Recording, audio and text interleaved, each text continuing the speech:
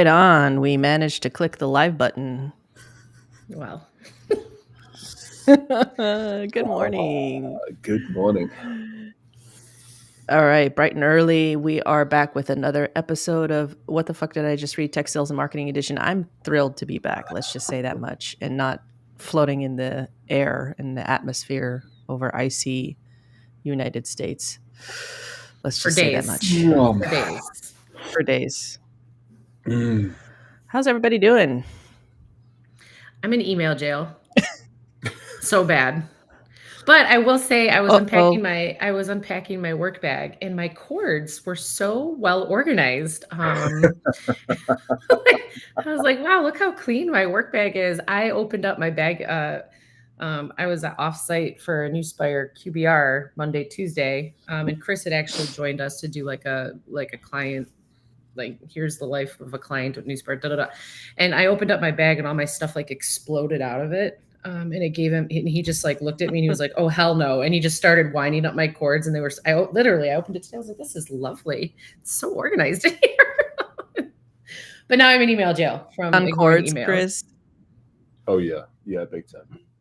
Yeah, I can't deal with messes, and I can't. I mean, I can deal. I just don't want to deal. Let's just put it that way. So yeah, my cords in like my travel bag are all nicely cabled up properly, and same thing with like all the stuff I have up here. It's all cabled up properly, and around, and then looped. Yeah, we'll just leave it at that. That's hilarious. And how many, Maria? How many emails do you have on notification? Because last I was next to George, I had 112,000, and he almost had a panic attack. How about you? That would give me a panic attack. There's one of our friends is like that with their text messages though. Like they have 4,000 unread text messages. That like makes me, I want to scratch myself. But I don't know. No, Mine's not that bad. I only had like 1,000. No, those little red circle. It's like I can't do it. If I've got little red circles on any of my apps, I've actually turned it off on some of the apps. That little red circle, I can't do it. It's just no. Oh God. No. So to be fair, I have like 4 or 5 emails toggled on, and like 4 of those are junk email, so I got to probably either delete everything in there or just untoggle them. So but my main email. 1, 2, 3, 4, 5, 6, 7, 8, 9, 10. I got 11 email accounts toggled on my iPad. Oh my God. Nope. And I have nothing unread in any of the inboxes, and 2 of those are spam ones. Not like I know for 2 of them are spam. Now I've sorted out my spam filters, so much of the crap goes straight to spam that it doesn't show. So that's a different one. Oh, anyway, yeah, I get that. Well, ducks in a row, as we were saying, Maria. Ducks in a row. We got to get ducks in a row. Okay, so it's good to be back. And for those of you who are joining us again, you know the drill. Any questions, comments, feedback, please drop them in the comments below, or come on, say, hey, Danny, Maria, Chris, we want to come on and talk to you. We will bring you on the show. Same for those of you who are new. That's the drill. We like to be open to conversation, and we like to answer your questions towards the end of the show. But today, I think a few of us are coming off of SKOs, and some of the conversations that I've had with sales, and actually it's very beneficial for me to understand as a marketer, is how to handle, what are objections of security buyers, and how to handle the objections of security buyers as sales professionals and as marketers. So that's what we're going to be digging into today. But before we do that, do we have any WTF moments that we want to uncover? Yeah, are we going to cherry pick from spam? Yeah, I got. Apparently, I can be a Tycoon Success magazine. I could be the most impressive IT leaders to follow in 2024. How much is it going to cost? How much? Oh, actually, the prices are coming down. It's $1,000. Oh, yeah. Okay. It's Tycoon. Yeah. So I mean, they're still out there. Apparently, their magazine reaches 120,000 qualified subscribers. I wonder what they define as a qualified subscriber versus whether it's just nuisance mail. Maria, any WTF moments for you? I'm sure I do, but I haven't gotten to them yet because I've been trying to go through my actual email to get caught up. But I had a question.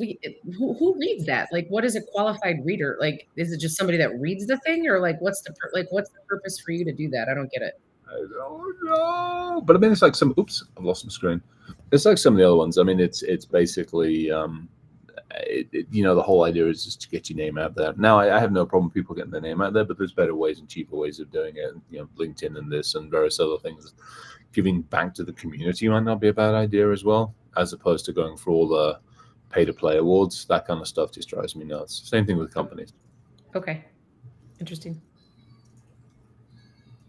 All right. I have 3 that bother me.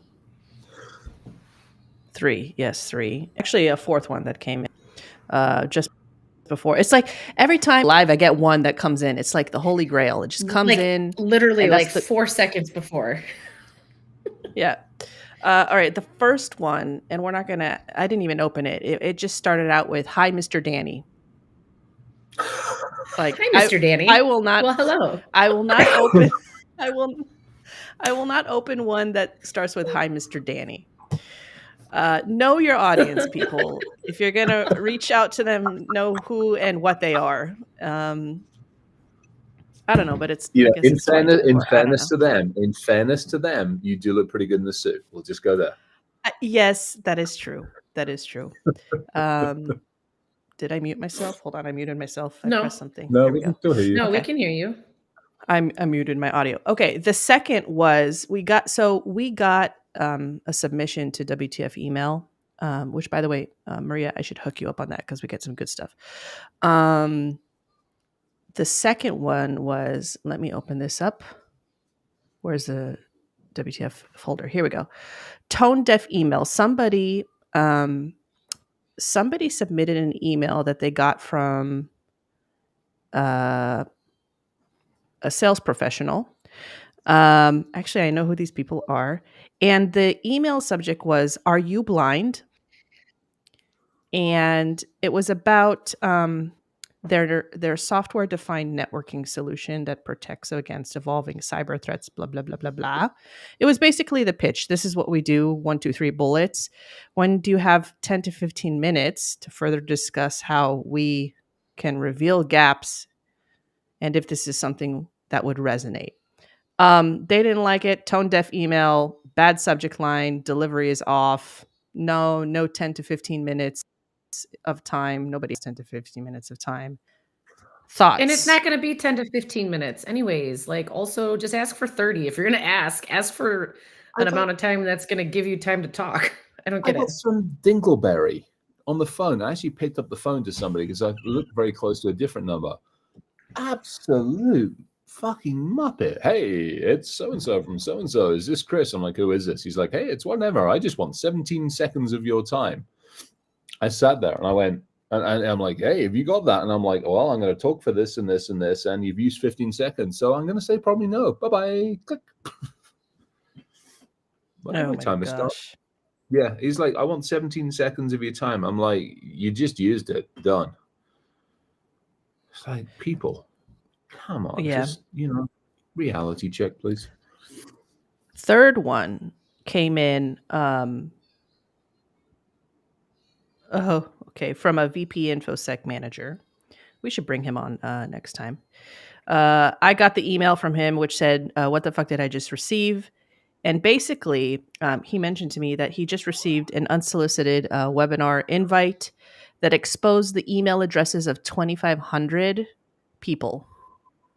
Ouch. And he's never heard of these people, guesses that they are a security company, and he's emailed the sender and expressed his frustration. No reply, and he's tempted to email the CEO and ask about their sales tactics, but we'll leave it to the pros. Okay. That has happened here at Newswire before on accident. It was a total accident. It was a newer person that was pushing the whatever to send the thing out. And I don't remember if it was a webinar, or I think it was actually more of an announcement to customers to say, "We're switching this process to do this. We do need you to go do something," or something like that. And I remember when it went out, I saw it immediately and I was like, oh no. Oh no, this isn't good. And the poor gal that had whatever hit the send and didn't set it up right or whatever. And it's how this stuff goes. It's just she forgot to click one stupid little check mark or whatever. And everyone was emailing her directly, and she's going, I don't know what to say. I don't know what to say. And I go, we just need to say something for you, like as a group, and just say, whoops. But we did. And so we did. We had to come out within, 10 minutes after and apologize and explain what had happened and explained what kind of things we're going to do to fix it from now on. But that's going to happen. Because it's a button. And it sucks and it's not great, especially when it's current customers. Like people don't want other people knowing what they're doing type of thing. But when no one was mad at us because we addressed it so darn I think that's it. If you address it and say, look, mea culpa on our end, here's what we've done, here's the process we're going to put in place, and we're sorry. Because accidents do happen, no two ways about it. And I just remember this poor gal, I thought she was going to have she was like breathing and she had her head down between her legs. We were all in office. So she was like panicking. I was like, it's okay. This stuff, it's okay. Just own it. We just have to say what happened. It's no big deal. Hang on, Jeff Mann just hit us up. He's like, did I see LinkedIn comments? I think he must have sent something over to me. So 2 shout outs. One to Jeff Mann because he's listening and he's freaking awesome. So I'm actually going to hit LinkedIn. Second shout out, Andy Smith just hit me up about something. A reminder is like, hey, Chris, hope the seeing meal doesn't come up as a topic on WTF. Did I just read? People are starting to pay attention. I promise it's not that bad. It needs to be on WTF. So shout out to Andy. It's not that bad. And I love the fact that he's like, hey, worth picking up again some point in time in February. So I love that idea because he's like, hey, I'm not going to afford that. Perfect way of approaching it. So, all right, I'm going to hit, what's Jeff up to? Let's have a look. That's awesome. He said, it's good that people are listening and it's helping. I think I have a WTF moment every time I read a marketing email or a PR email. I get a lot of those too. Why is he sending me? Where should I be watching if not on LinkedIn? What are we on? We're on LinkedIn. Is it working on LinkedIn? And then he's here. Yeah. Jeff, are you here? Can you hear us? Say in the comments. Where should I be? Well, I'm watching. We got also. Do you guys see LinkedIn comments? I don't know. Do you see? Yeah, we do. Do we see? Does somebody see? Yeah, we do. There's a whole bunch of them. We just haven't had a chance to get to the bloody things. Yep, I see LinkedIn comments here. We're also on YouTube, by the way, and my Twitter X channel. So, say hi, by the way, to Poppy. Hello, hi, Poppy. Let's drop He's YouTube. You can also watch on YouTube. Josh Marpet, we need stickers. Hi, Mr. Danny. I mean, I could be Mr. Danny. I mean, there was Mr. Robot. There was Mr. Bean. I mean, hey, we do need to do Mr. stickers. Danny. I guess We do need to do stickers. Yes. Yes. So we need to do a coffee shop. I'm gonna, I talked to George a little bit on that. We got to do a coffee shop for us with swag and donate a tea or something like. I'm really good at helping build those. I promise. I come up with some good stuff. I'll help. Yeah, I'll put the time in and help as well. Yeah, Danny, let us take some of the effort on some of this if you don't. So I was telling Maria that today I have some time to put some more thought to paper on the Excel spreadsheet that I shared with you all. So anyway, okay. So I want to go to the fourth one because I do want to shift into the objection handling very soon. So the fourth one came in literally like 3 seconds before we went live, and it was. So I got a message about 2 months ago after I hosted a webinar on the nucleus side. And this person said, hey, Danny, we both attended this and this webinar event. I thought it would be great to connect and network in the future. Okay, fine. Whatever. Like, I know that this is probably going to end up some kind of pitch. But today, right before the session, I got the message from this person, and she's a growth manager for an ethical hacking company that says, nowadays, with the increasing frequency of cyber attacks, it's important to ensure one's security strategy is robust. So I wanted to let you know that if you ever need assistance or guidance on cybersecurity testing, we're happy to help. Would it be relevant to you? Okay, I'm not directly your target audience. 2, I hosted the webinar, and we didn't both attend it. I just find it interesting that other vendor, I don't know, maybe this is naive of me, but other vendors are going into other vendor webinars and poaching clients and poaching people. Poaching prospect, like, reaching out to prospects, which Do is you remember? I think it was when we were back in the Dr. Dark Web days, or it might have been the early days of this. I remember a couple of, we'll call them enterprising vendors, were reaching out to people who were on the audience, who were on the stuff here, going, "Hey, I saw you attended this." I remember getting some feedback on that one. It might have been on the Dr. Dark Web stuff, but I do remember. Well, I do that. I do that here, but it's not to sell anything. It's just like, hey, I saw you there. I Thanks for saw you on. joining. Yeah, Let's no, connect. they were going after Yeah. customers. They were going Oh, after. interesting. Yeah. I mean, I'll attend competitor webinars and such, but it's more to like, what are you up to? Like, what's going on with you guys, to listen and to learn and to understand just maybe messaging and what's being done differently. But that's bad form, kind of, I don't know. Yeah. Okay, who was it that sent in? Who was it that sent in the they opened a ticket one? Where the heck did that come in from? Because that one, we need to talk about that. Danny sent it to us this morning. Was or that last the one? night. Last night.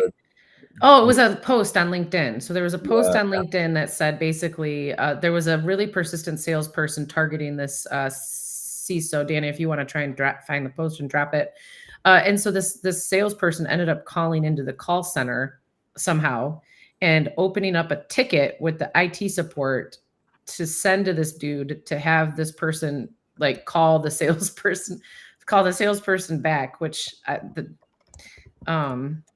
wow. I've been routed to help desks before, but when I realize I'm at the help desk, I'm like, I'm sorry, I have the wrong extension, and I'll just hang up. I've never gone as far as putting a ticket in. That one's, I'll give them credit. It's ballsy.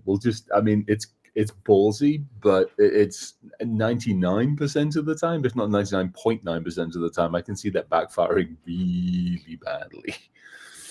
Yeah. Yeah. That was Randall. Yep, I dropped it in the comments here, so that if anybody wants to take a look at the thread too, which I'm compelled to look at the thread of comments here. Oh my goodness, we got tagged, Chris. I got tagged with Clark, actually, to talk about this. This is interesting. Yeah, well, we should bring him on. There are a few people that we need to bring on. I have the. Speaking of bringing people on, I put the post out about what the heck was it? About doing like the CISO 1 week, like us 1 week, CISO 1 week, us the next week, and then somebody in sales marketing BDR-ish side of the world the next week. And so far, overwhelming, like, oh hell yes. Oh, right on. Yeah, just drop them in and we can set up time. I actually had a couple of folks hit me up on LinkedIn and said, hey, I'd love to. And I'm like, oh, heck yeah, you need to be on. I think it just needs to be more planned than just show up and we'll bring you for a few reasons. Like, I remember I would just show up and you'd be like, get out, can you join us? And I'm like, I'm on the Peloton. Like, no, I can't. So I am busted and breathless. I cannot talk right now. I'll take this one as an action item. I can help. I'll take this as an action item. I will get a notepad. Danny, I can't remember. Are you Apple or are you Android? Because if I do, or I'll just do a Google Doc or something. All right. There's the Google spreadsheet. There's a Google spreadsheet with the column for guests. So just drop them there, and I'll resend it to you. Yeah, look at all these people are like, heck to the yes. So yeah, there we go. I'd love to do the sales one. Yeah, so this would be fantastic. So do me a favor, everybody who wants to be on the show, send me a LinkedIn message. I will get you on the spreadsheet, and we will figure out the mechanism, and we will start that shortly, forthwith, henceforth. Deal?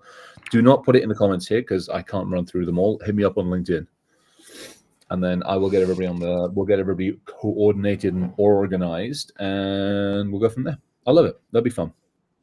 Amazing. All right. Topical theme for today, objection handling. And we have a superstar on with us who loves objection handling. And that's not what I said. She says this morning, she's like, I was thinking about covering this. And I said, that is like my superpower. It's my favorite thing about being a salesperson is objection handling. Hang on 2 seconds. I got a LinkedIn user who said, no way, too shy and scared. Get your ass on the show. End of conversation, because we love you and we won't chew you out. It's Justin. Is it Justin? Because it says LinkedIn user. Yeah, it's LinkedIn user. Get your ass on the show. Either Justin or George, but I imagine George would love to George come is on. not So shy. George can get his yes. ass on the show because we love him. In fact, Okay. James. Oh no, yeah, no, no, Or no. Sorry. Anyway, we go back. Yes, Maria, objection handling. no, it's good. Well, I am queen imposter syndrome. So James, if you ever want to talk about that, happily. Um, dog is whining. Hold on. Come here, baby. Let's talk about objection handling. Okay. Aww. So, Maria, you said that you love objection handling. Why do you love objection handling? Man, it's fun. It's if you're good at it, it's super fun. It's fun when you get in a call, especially with a curmudgeon buyer that thinks he's or she is going to be able to just shut you down, and it's not. They can't.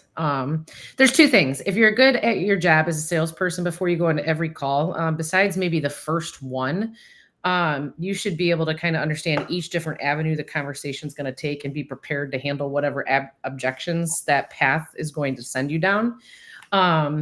The other thing, I think this is like a year ago, I did an episode of the Bare Knuckles podcast, and it was the first time they did this thing called the Sales Gauntlet. And they didn't tell me they were going to make me do this. And I had to George had me run through all of these freaking objections and it's really fun because people, to me, when people object things, it's usually jam-packed full of vague statements. It's not super direct as to what they're objecting. And so they'll make a statement and I just answer in the form of the question. And George A was like, look at this ninja mind fuck she's throwing at me right now. It's really effective because you weren't giving me enough. Like, what are you objecting? Yeah. That was a vague statement. Give me more so we can unpack that and I can actually understand what the problem is. I think good salespeople, this is the fun. This is the dance. This is the dance that is the most fun part to me. If you can overcome objections, that is more rewarding to me than getting a signature on the dotted line. Because if you're effective at it, that means you know your stuff. You've got enough technical prowess to be able to do it. You understand their business and you've done research on their business, and that shows. And if you can do it in a way that's without a lot of, like that kind of stuff, if you can be direct and very confident in the delivery of what you're saying, even if that delivery is, I know we do that, I don't have the language to explain it to you, so we're gonna have to put a pin in that one and I'll bring the person to the next call. But yes, we can do that type of thing. When you can do all of those things very quickly and with that level of confidence, you've shown the customer or the prospect two things. You prepped, you were ready, right? You were ready for this. And they can trust you, and that's it. And so if you can't do that effectively, you're never even going to get to the part where either you're losing quickly or you're getting a signature. So you have to be able to do it in an effective way. And it's seriously, I don't know, there's a ton of salespeople on here. It's my favorite thing. For me, on the other side of that table, coming prepared is probably the most important thing. Like the most, I mean, we keep harping on about it here about like target me, but if we're turning around and say, hey, let's yeah, I love it, let's actually have a meeting. If the opener is, hey, I want to learn more about Boom Boom Supersonic, there's so much shit out there about us. Why the heck didn't you do your research? And all of that stuff. Again, to your point, it's coming prepared to have those conversations. It's understanding what we are in the build side. Sorry, go for it, Danny. No, what does prepared look like, Maria and Chris, from both spectrums? So for me, I can tell you what I do. I'm almost maniacal in the way I prep for calls, and I get real frustrated when I have to tag team things with other salespeople and they don't prepare the way that I do. But for me, what it is it's going through. I take super copious notes. I don't type them first. They're always handwritten because I have this thing where if you write it, it gets in here. Then I'll go through and I'll type it, and then I'll spend an hour and a half just going through, and I try to do everything in the customer words. So it's none of my interpretation. It's literally as much as possible the words that were used by the customer. And I go through that multiple times to look for anything that was vague that they said. We used to call it chasing down the vagaries. And so anything that was vague, I then had 6 different questions I wanted to ask about that vague statement to better understand what was meant by that. And from those 6 questions, I now have 4 to 5 different things I think they could potentially come back with as an objection. So I need to be ready to address those types of things.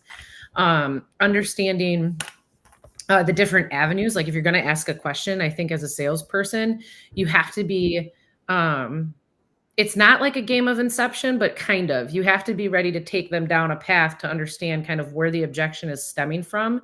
And usually, if it's a technical objection, underneath it, there might be a business reason for that. So, what's the business reason? Who else in the business cares about this? Why do they care about it? Do they care about it the same way that you do, or do they care about it a different way? What if I told you that then this is how we would address that? Would you be willing to continue? And so then once you're overcoming the objections, and if you end that objection kind of flow with, what if I said that this da da da da da da is how I would deal with that for you? Would that meet your requirement? Okay, let's move on to the next thing. But you have to be able, I don't know how else to explain it besides being ready for all of the scenarios. And sometimes people look at me and they, like, I have colleagues God bless my solutions engineer, Pat, but sometimes he's like, Maria, why are we worried about this? They've never even said that. I go, well, they might. We need to know. Like, we got to be ready for that. And so understanding kind of where all those conversations can go is super important. But also, when you can't overcome it, don't try. Just don't have an answer for that one. I've been doing this a long time, never heard that question. I haven't the foggiest idea how to answer it. I will get back to you. But don't hesitate. Either you know or you don't, and be honest either way. Or if there's an objection and you don't understand it clearly, repeat it and then say, do I understand? Am I understanding what you're saying? Is that what you're going after? Okay. So I think those are, to me, that's the preparing. The other thing is if I see something that they said and I go, God, he's really worried about, or she's really worried about XYZ cloud, blah, blah, blah. I know that for the call, I'm going to bring somebody just to have in the wings. I don't have to be on camera. If I need you, great. If I don't need you, but this is a technical of enough discussion where you don't want to hear from me. You need to hear from somebody else that does it. Making sure you've got the right SMEs lined up in the background. And you can even say, hey, I've got some folks here that I think might be able to contribute to the conversation. This isn't their job though. So they're going to be in the background. And if something comes up, I'm going to cue them up. They'll turn their camera on, but otherwise I'm going to let them continue to do their actual job. But they're here if I need them, just so that kind of I'm setting the stage of, I'm not going to make these people sit here and stare at you for an hour. That's my job. If we need them, they're here. If we don't need them, great. They're listening in and doing what they need to do or whatever. So making sure that you have your answers and knowing as a salesperson when to shut up, which clearly I don't. So I've been talking for 4 minutes, but Chris doesn't want to hear the salespeople get in the weeds on the technical stuff if there's a technical person that can do it. Chris does want a salesperson that can do that if needed. If Chris and I are sitting at the bar having a whiskey watching the Lions kick some freaking ass and he says something about like something, I need to be knowledgeable enough to answer it. But like he doesn't want me getting into the bits and bytes, nor should I. So making sure you understand the balance and your role as kind of the quarterback to bring those people in and call the plays is important too. Yeah, I've got to be honest, can't say any different on that one. I mean, that's what it's huge on that one. It is having somebody, it is being able to ask questions and get sensible answers and not always have to be redirected to somebody else. Oh, let me get that person, let me get that person, let me get that person. That doesn't work for me. Exactly to Maria's point, is having somebody that can actually turn around and say, hey, yeah, I understand this, this, and this, but you know what, if we want to dig in more of that, let me go get Fred, and we can either set up another call, or to your point, Fred's already there, ready to go. Maria, I mean, when we were first talking and first sorting things out, I think what I loved about it is we didn't go through 10 meetings to get the couple of answers, to get the couple of questions answered. Typically the right people were on those meetings, even if they were just hanging out in the wings. I have no problem being like they always used to say, I'm not sure if it's still the thing, you almost don't want to outnumber your prospective customer when it comes to how many people on the conference, but sometimes you kind of do because you want to come in with strength. Well, strength and not like, let's get to the point. Yeah, I'd rather, I know you've got these questions or concerns. I don't care if I bring 4 different people and it's just you. You're going to ask the questions, they're going to answer, they peace out. Yeah, exactly. And I think that's that's useful. I mean, that's the objections with you. You brought Charles. Do you remember? And I just finished working out. You texted me and you said, hey, can you get on with Charles right now? And I was a sweaty, like a mess. You even said it. You're like, hey, I'm a sweaty mess. I'm like, don't care. I said, I am like a real, it's not great. And I can bring Jeremy, but he's got a spitting up baby or something on his lap. I don't know. And we get on this call and Charles ran us through the gauntlet. And when it was done, I mean, we had an answer for everything, so I had the right people. But when we were done, I remember I was like, oh, that was intense. How did we do? Yeah. Yeah. No, I loved it. It Uh, was fantastic. Maria, you mentioned that you need to have kind of a balance between technical prowess and also like business acumen and understanding. How do you gather that knowledge in a way that arms you the best way as possible for communicating with buyers? On the technology side, I refuse to be the dumbest person on the phone call. So we have partners. I've listened to other sellers do it where they're like, well, I'm not the technical person. Then what are you here talking about? Go away. You sell a technology thing or you sell this thing. You need to be something of an expert for it, right? Even if it's an armchair quarterback, whatever, you got to be able to speak to it and understand what it does. But to me, I like to be able to, I don't like being on phone calls where people are talking and I'm completely lost, or I'm on Google the entire time trying to figure out what's being said. Cause I can't focus on, the discussion. So I think a more thorough job than a lot of folks in terms of, I just put time on like my internal resources calendar. I have really good friends here. I've worked here a long time. So if I don't understand something, I get to the person that can teach me or train me. I have a really hard time understanding cloud environments right now. It's super confusing in terms of our service and how we integrate with that. Well, the VP says, hey, well, we have a standing Friday 2:00 call with the engineering team in charge of that deployment and delivery, blah, blah, blah. Do you want to join that? And I said, yeah, I'll be, a fly in the wall, to which everyone laughed and said, no, you freaking won't. You're going to ask 5,000 questions, but making sure I'm getting myself, if I don't get it, I go get the help because I don't want to be stupid. Mm-hmm. That doesn't mean I'm going to talk about it all, but I want to understand it. From a business side, it used to be you had to spend all this time doing research and da-da-da. I really like Claude. Shout out to some friends of mine that made me get on board with AI. But company research is easier than freaking ever these days because you can just plug it in and you can say, give me an executive summary of this company, or what are some things to keep in mind if you're selling managed security services to this particular company? What might be topical, or show me all the most recent PR news. So like that used to be like data mining and all that kind of stuff. You can get all that relatively quickly now with some of these AI tools. So that's important. But the rest of it, from a business perspective, you can see all sorts of stuff on the internet, but like, what's it actually like in the organization? That's a first call question. Tell me about the business. I understand your retail. You sell really nice sweaters. You have 70 stores. I get it. I get what you do, but tell me about your business. And that's got to happen on the very first phone call. Any color commentary, Chris? No, I mean, I think it's, Maria said the nail on the head on this one, and we talked about it a little bit while I was out in Detroit the other day. Too many people come into an organization and go, here is my product. I am going to make your business fit to my product. And it's not necessarily direct words. It's that feeling and ways and all the other stuff. And it's like, hey, this is what I got, and we're just going to make it fit, without doing a couple of simple things. One, first and foremost, understanding what the organization is, how it works, how it's implemented, the people inside of it, the processes, the focuses, the challenges, and all those other things. So that's number one. But secondly, I think the most important thing is every organization is different. Yes, there are some commonalities, but I think this is one of the biggest challenges in security and cybersecurity, especially, is no two companies are alike. It's someone, I mean, literally, we are a bunch of special freaking snowflakes, whether we like it or not, because we're not alike. I run this endpoint and this system, and the folks next to me might be also be making bloody airplanes, but they run this, and this. And so now your solution in here goes in here properly, but over here, I've got to customize. I've got to put work in. I've got to understand the environment I'm going into. I can't just go, hey, I'm just going to sell you this and it's going to work. So when you see that approach, you automatically are turned off because it just doesn't. Maybe it works for 1 out of 1,000. That's okay if it's your marketing campaign, but the other 999 are just going to turn you off. So I think if you come in with that approach of like, hey, we got some stuff. It might or might not be right. We think it is, which is why I'd love to have a conversation with you. Can we just delve into how's your business? How does it work? What are your challenges? It's 2024. You've been there 2 years. We're probably thinking you're looking at this stuff. How are we doing? And how can we help you? And if we can, great. And if we can't, let me open my portfolio and see who might be able to help you that's around me. And that disarms straight away. Well, then we were kind of talking about that too. Like when you behave that way as a salesperson or an account manager, we were talking about this in Detroit, Chris.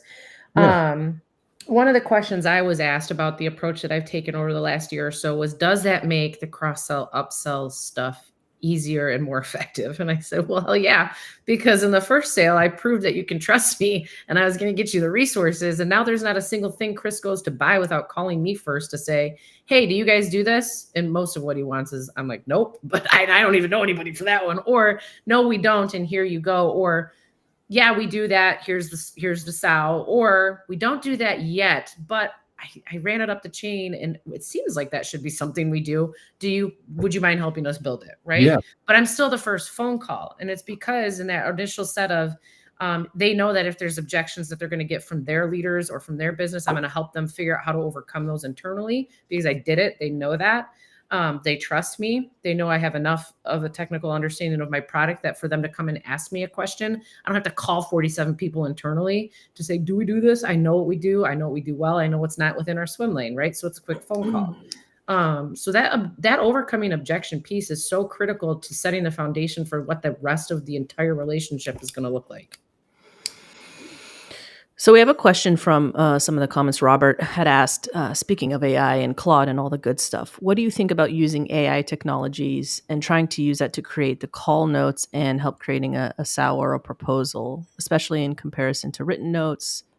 Does it impact the sales side understanding of the customer? So if you don't mind, I'll quickly hit that one. But then Maria, I want to get your thoughts. So for me, when it comes to, so we have disabled Zoom's ability to use AI on conversations inside the organization because we obviously have a lot of Zoom calls internally and externally.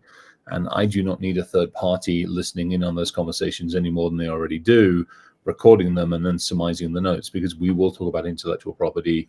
Even if we're under NDA, that data is now sitting in a third party organization. So back to Maria's thing, if somebody wants to make notes, please make notes. Make note on your own systems, do it that way. But when it comes to an intelligence that we have no control over where that data is or what that data is doing or who's using it or abusing it, unfortunately, I'm really, really wary of that.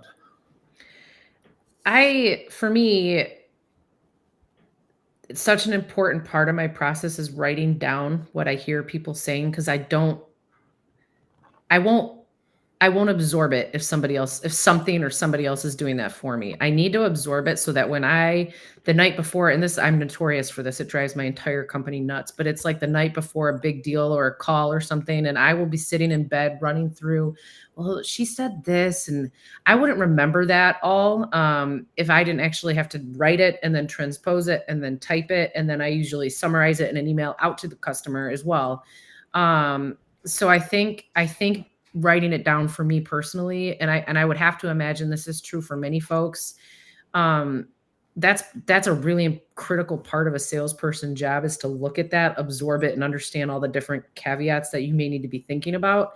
And I think if you just kind of scan, and also we're the worst in terms of I scan read the shit out of everything. That doesn't absorb it. I just am like, okay, got it. I didn't really read it or absorb it, if that makes sense. So I think that for me, I have to be able to write it down. And I like this. Sean just said the AI can't pick up tone or mannerisms yet very well.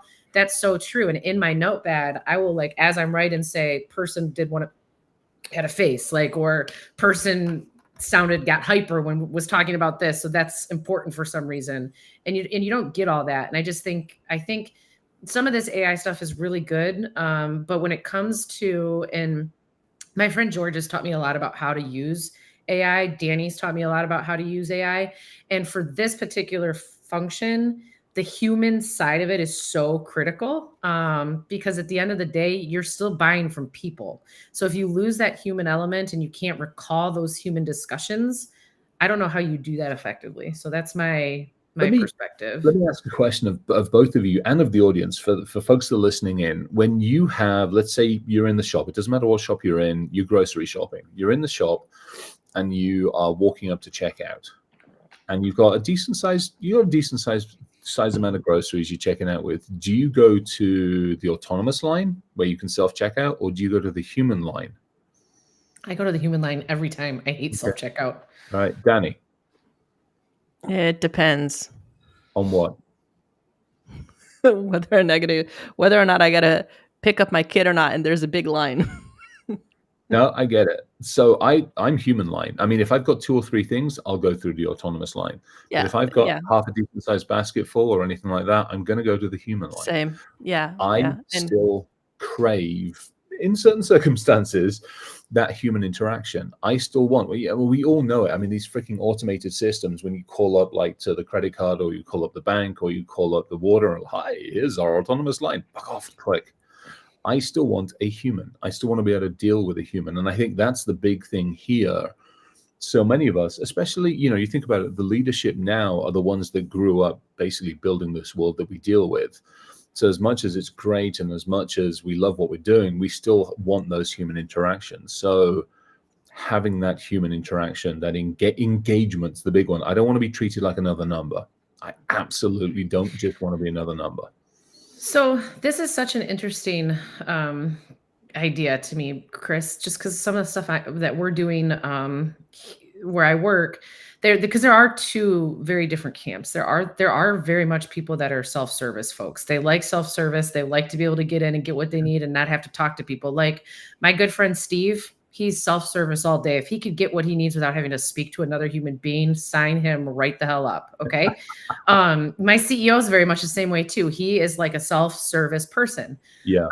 And I think that it's good that there's options for both, but I think because like a grocery line, I don't necessarily need, I'll tell you why I go. I hate bagging groceries because you see how I bag my cables for my backpack, right? Can you imagine what my grocery sacks look like? It's a dumpster fire. I feel bad because I want to help that person. For me, it's that empathy.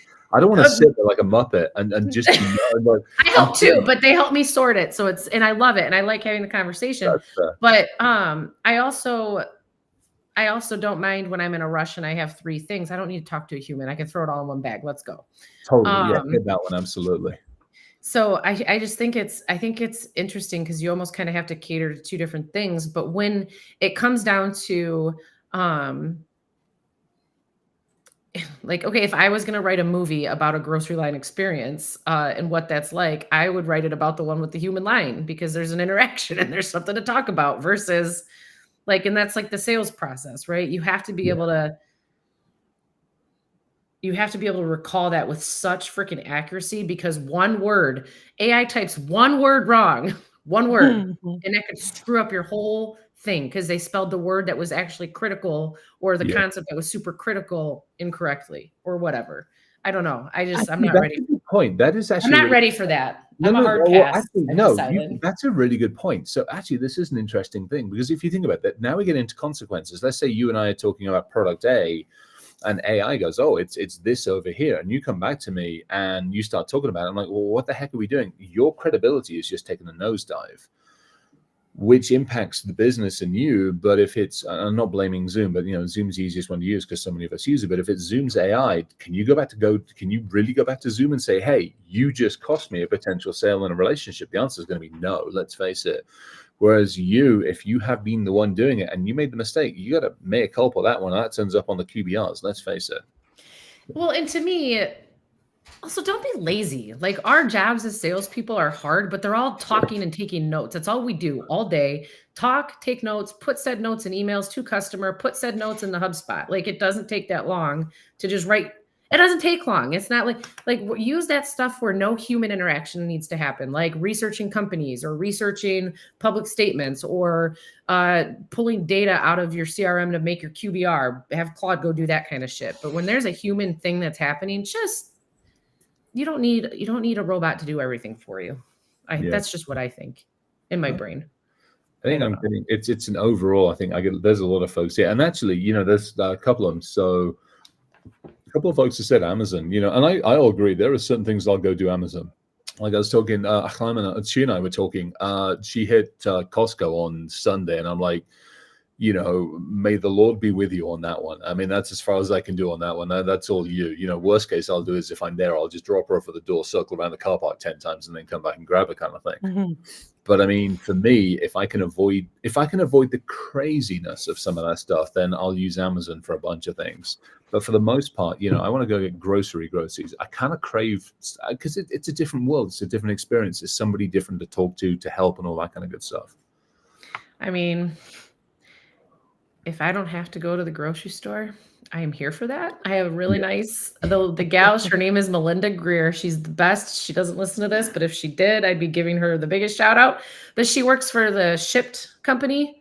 And we're on she gets holiday gifts from me. We're on a texting level, like where I don't even have to go through the app. I'm like, hey, I forgot to grab one thing. I'm on calls all day, the kids. But I also think it's also different when you have, like, you're just shopping for you and the dogs, right? Versus I got to get to soccer and I got to get to tennis and I got to get to totally. Yeah. So, but that's an example of somebody like that meeting me as the customer where I'm at, where I don't have time to get into Shipped right now because there's a 4-hour wait and I'm making the soup for dinner and I forgot the freaking sour cream. Are you there by any chance right now at the store? Could you grab me some sour cream? Yeah. Tip you. Thank you.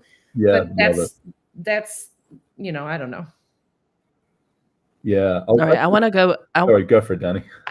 How did that happen? No. You had another train of thought. Don't want to interject. Actually, Jordan's got an interesting one. Headphones and music change the Costco experience. Yes and no. The problem is I still want to be in the. It's situational awareness for me. It's like going through the airport. I can't go through the airport with like my. Oh, I got myself some iPods, whatever the hell they call the stupid things. AirPods. I got oh my gosh, I love those bloody things. Talk about changed experience. I'm kind of happy with them. It's scary. Anyway, we digress. So I did want to go through a list of any common objections that you've faced in the sales process. Both of you, actually. Like, what have you objected to, and Maria, what have you received on the objection side, and how you address them, if you have anything top of mind. Oh, that's easy. I mean, on both sides of the fence. Price on the holy smoke, it didn't realize it was this much. Now, sometimes that's purely because the salesperson hasn't done the right job of couching it as hey, you're not exactly buying the Rolls Royce, but you sure as heck buying the Mercedes Benz of what we're doing. We're doing it, and here's the reasons why. And then also on the other side of it, when I've been selling stuff, it's the same thing. It's like, wow, that's expensive. I'm like, well, fuck it, you're paying for 20 years worth of work, not for me to come in and do a pen test puppy mill. Your choice. Yeah, I think objections kind of fall into a few different categories. There's price, there's politics. So there's like internal politics and external politics in terms of, well, this person came from here and he's always used this instead of this. So you're dealing with political types of objections. There's product objections, like just technical feed and speed objections. But I think largely for me, they fall into kind of those, one of those three camps. My favorite is when somebody is like, because now with what I do, it's largely commoditized. Everybody either has what I do internally or they need to outsource it. You can't not have it. That's not an option kind of anymore. And so I love when, like, hey, how do you compare against these 3 people? Well, we do what they do. Yeah. That's what we do the same thing. We do the same exact thing as that person. Okay, well, what makes you different? It's, and so you got to get, it's a lot of like, it's those 3 and then what makes you different. Once you kind of get even, it's about getting even first with whatever the thing is, and then differentiating yourself from there in a way that aligns with the objection, if that makes sense. And yes, Logan, internal politics is a deal killer a lot if you don't know how to deal with those types of objections. I think the other thing that plays into it as well, and I remember from years ago, we would go in and have a conversation at this level, manager level, senior manager level. And I hate to say it, somebody from a much larger organization with a much bigger sales budget came in at this level and took them out golfing or freaking steak dinnering and stuff like that. So now, you're countering those sets of conversations as well. To your point, it's politics and it's also just perception. I've had to hit that one a number of times. And there are some deals. I remember I've walked away from some deals going, hey, totally get it, totally understand it. And I mean this as nice as I can, but in a year's time when it's broken, feel free to come back and we'll have another conversation. Well, I'll walk away. I will walk away listen, if I sell it to you, I'm stuck with you. So once the Yeah, way my company works, I'm your account manager. And if I can't stand you, I will yeah, find a yeah, reason to yeah. No, to totally. walk away. Like I can tell you're going to be a nightmare to deal with. You're not nice. You're dishonest. It's not all about money. It can't be because, and there's people that are really not nice out there and just are not, they're impossible to deal with. And so I'll object and just say, I don't, we might have the best price, we might have the best product. I might have already overcome every objection because I have to do that to a point. And you want to give people the benefit of the doubt. But if it's a sixth or seventh phone call, I've done everything, and you're just not, the vibe is not good, I'll usually bring one person from like operations on to one final call to just vet that I'm not crazy or feeling maybe I woke up on the wrong side of the bed or something. Yeah, But yeah, if I will walk away, and usually the excuse is that I will give, because you have to, at that point, you've kind of done the dance. You've got to come up with a reason to say this isn't going to work. And I'll just say, I don't think at this time our organizations are suited for each other. I just don't think I'm going to be able to deliver the experience that you're looking for. Because we're not That's assholes interesting. and you are. Yeah. But I don't say that last That's part. interesting. Chris, have you ever experienced that from a seller where they said, "Well, it's not going to work. It's not going to work for us. Like we need to part ways." I can't think of one off the top of my head, but I there's probably has been one, yes, because I mean there are definitely, and let's face it, that there's a certain way I work, and that doesn't work for everybody. As a seller, I've definitely walked away from a number of deals before, and I've actually terminated. I've fired companies partway through contracts. But I'm trying to think as a buyer, having a company come to me and say, "Hey, love the dance that we did, but we don't think we're suited." I can't say yes for certain because I can't think of anything. But knowing who I am, it probably has happened in the past. No, you're not, because you're quite easy. But to your point though, even Chris, the way you function, like, so the way that Chris functions, you guys, is when he's got a bunch of stuff he has to get done, he creates a Word doc with, it's like Jack Kerouac, freedom of thought is how he writes stuff down a little bit. It's like just this list with no context, and then he'll send it to me and be like, we need to handle all of this. And I look at it and I'm like, oh my God. And then I'll send it to my team. And I remember the first time he sent one of those, I sent it over to I think it was Steve. And Steve took one look and he was like, geez, somebody get this shit into a spreadsheet for me. Well, yeah, I can't read this. And it's okay. And we know this about each other. Like, I'm like, I'm going to get a list from Chris. I'm going to need help putting into it. And that's okay, because we know that about each other, right? And so there's ways you can work with, even if it's, but that's like a little thing. But when somebody is genuinely just gonna, like, this happens, there's people that just are out there that like to be mean for the sake of being mean, or like to be difficult for the sake of being difficult, or want the impossible. Like, dude, that is not possible. Here is why. Here's validation from 4,000 other external my company sources that says bad idea. I'm not doing that for you.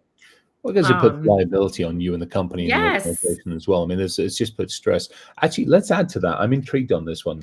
One of the things that always used to piss me off is from both the seller side and also just as the CISO, the optics of watching how other CISOs operate. I hate the ones that continue to take and take and take.